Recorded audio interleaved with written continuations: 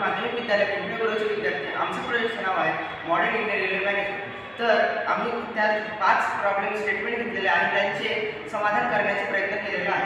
तर आपलं पहिलं प्रॉब्लेम स्टेटमेंट असं आहे की आपण बघतो जे माणसं आहेत ते डायरेक्टली काय करतात, ते कचरा जे आहे ते रेल्वेमध्ये प्रवास करताना खिडकीच्या बाहेर टाकतात. त्यामुळे काय होतं की जे ट्रॅक आहे ते तर घाण होतंच, अजून डेंग्यू मलेरिया ह्यासारखे आजार जे आहे ते सुद्धा वाढतं आणि जे प्राणी आहेत जे रेल्वे ट्रॅकवरती भटकतात ते सुद्धा हे चघळल्यानंतर त्यांचाही मृत्यू होऊ शकतो.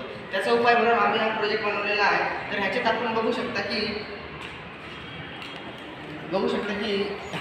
हे आपलं जे आहे रेल्वेमध्ये तुम्हाला माहिती असेल की हे आपलं सिटिंग अरेंजमेंट असतं जिथं आपण सगळे बसतो आणि हे प्लेट असतं जे आपले चालण्यासाठी असतं आणि त्याच्यानंतर आम्ही त्याच्या खाली एक कन्व्हेअर बेल्ट लावलेला आहे. ते कन्व्हेअर बेल्ट फिरतं आणि ते फिरल्यानंतर प्रत्येक जे सीट आहे तिथं आपण डस्टबिन इन्स्टॉल करू आणि त्या डस्टबिनमध्ये ते डस्टबिनसुद्धा स्मार्ट डस्टबिन असतात.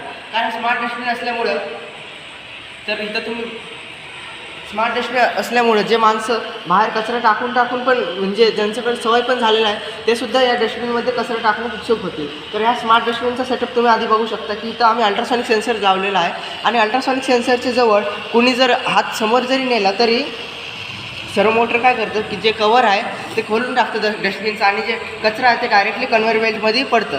तर एक्झाम्पल म्हणून तुम्ही बघू शकता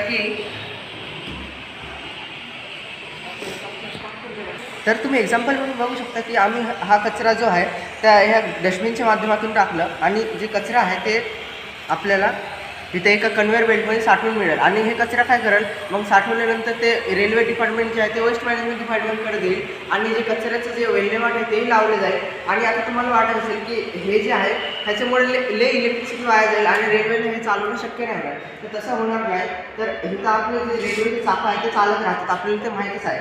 आणि इथं जे आहे इथं जे आपलं जे पिन दिसतं ते कन्व्हेअर बेल्टचं निघलेलं आहे ॲक्च्युअली. अजून हे फिरल्यामुळे काय होतं, जेव्हा रेल्वेचं चाका फिरेल तेव्हा हे जे बेल्ट आहे ते पण आपोआप फिरेल आणि जेव्हा रेल्वे सिग्नलमध्ये थांबलेलं असेल तेव्हा आपण इलेक्ट्रिसिटीचा वापर करून कन्व्हेअर बेल्टला जस्ट काही वेळासाठी चालू शकतो.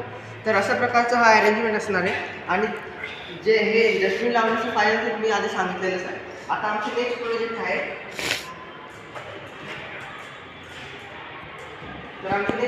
आहे.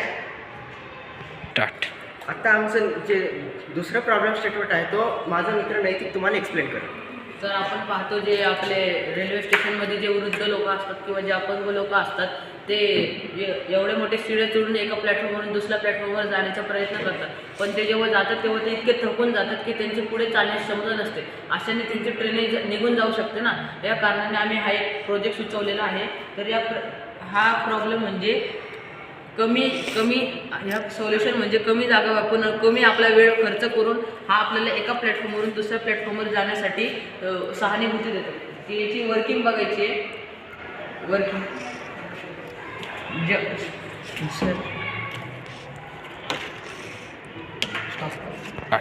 तर आम्ही सर्वात पहिले लोक याच्यावरून येणे जाणे करतील. त्यांचं जर येणे जाणे झाले असेल तर ही ट्रेन जी आहे ती ट्रेन आल्यावर ही प्लेट ऑटोमॅटिकली मागे येईल. म्हणजे प्लेट ऑटोमॅटिकली मागे येईल आणि ऑटोमॅटिकली मागं आल्यावर जेव्हा ट्रेन इथे येऊन थांबेल, जेव्हा सगळे प्रवासी उतरल्यावर इथे अजून एक आयर सेन्सर आहे. ते आयर डिटेक्ट करेल आणि ही प्लेट वापस जशी आहे तशी पुढे येईल आणि लोक याच्यावरून येणे जाणे करतील. पुढची प्रॉब्लेम स्टेटमेंट रित्या होईल.